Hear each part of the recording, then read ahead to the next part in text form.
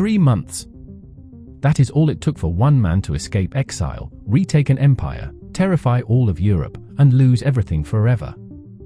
Ironically, when Napoleon Bonaparte returned to France in 1815, thousands of soldiers sent to arrest him ended up joining him instead. A fallen emperor lands on a beach with barely 1,000 men. Europe calls him finished.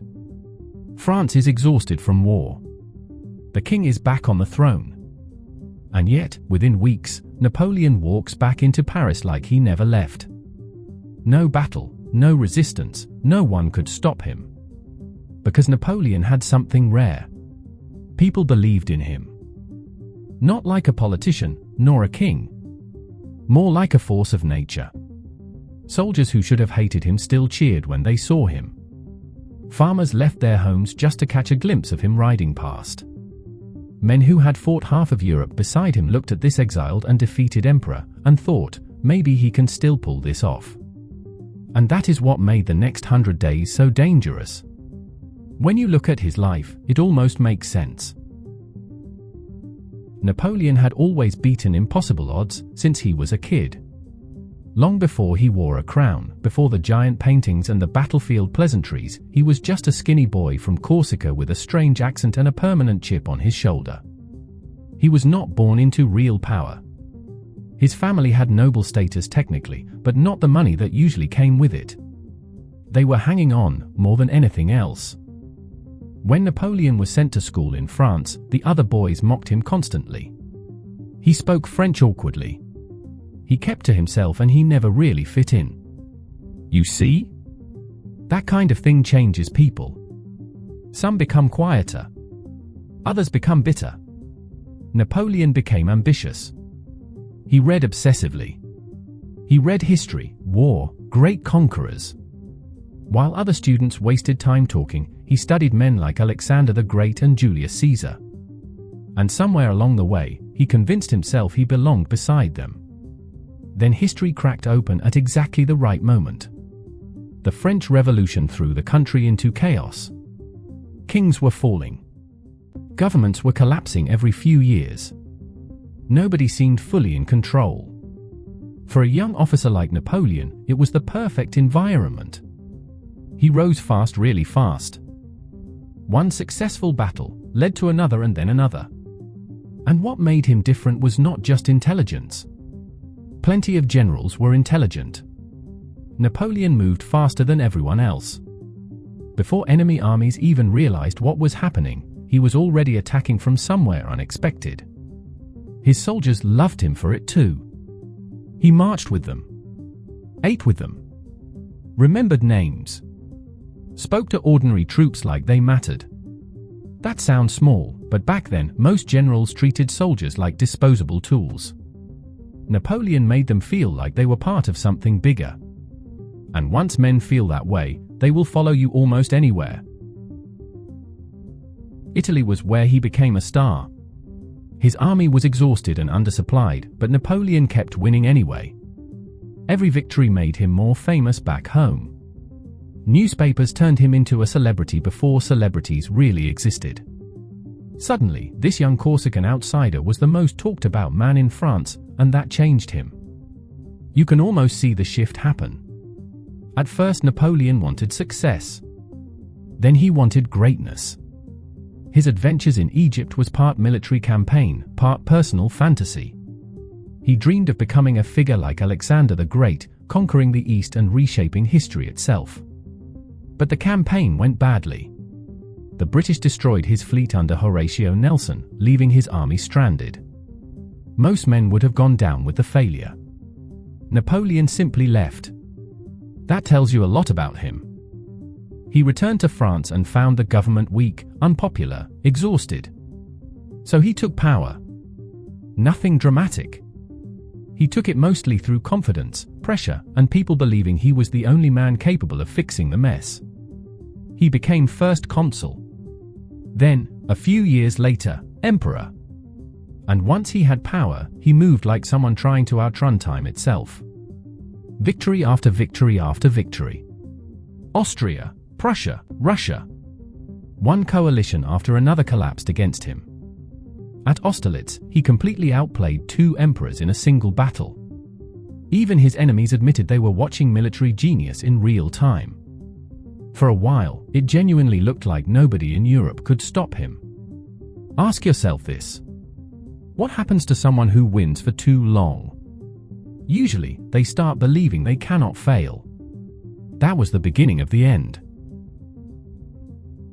Russia broke him. In 1812, Napoleon invaded with an army so massive it barely seemed real. Hundreds of thousands of men crossing into Russian territory expecting another quick victory. Instead, the Russians kept retreating, burning everything behind them. Food disappeared, shelter disappeared. Winter closed in. And Napoleon kept going. By the time his army reached Moscow, the city was practically empty. Then it burned. The retreat that followed was catastrophic. Soldiers froze to death in the snow. Starved, deserted. Entire columns vanished. You see? The man who had once looked unstoppable suddenly looked human. Of course Europe was watching, and they noticed. And once his enemies sensed weakness, they came at him all at once. By 1814, Allied forces entered Paris.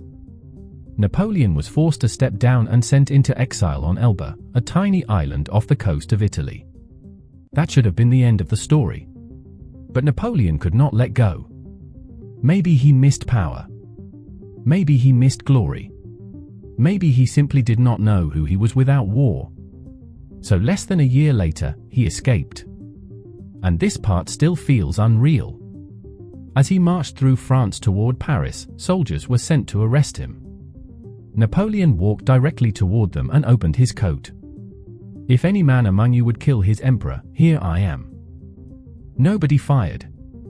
Stunningly, instead, they joined him. Just like that, the road to Paris opened. The king fled. Crowds celebrated in the streets. And somehow, against all logic, Napoleon was emperor again. For 100 days.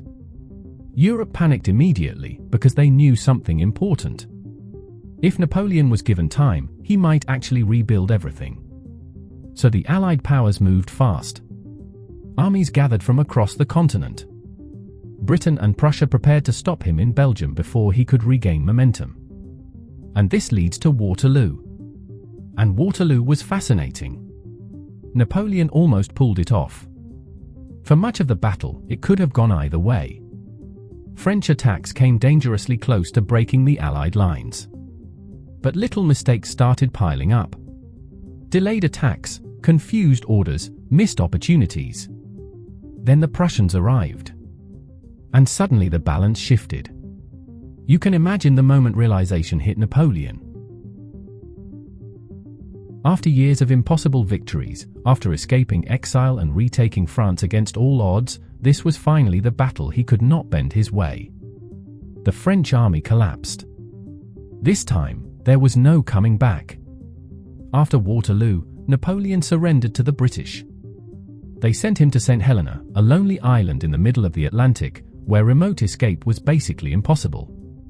That was where his story finally slowed down. No cheering crowds or armies. And certainly no empire. Just memory. You see? Napoleon spent his final years talking about old battles, defending his decisions, replaying his life over and over in his mind. And maybe that is the strangest part of all.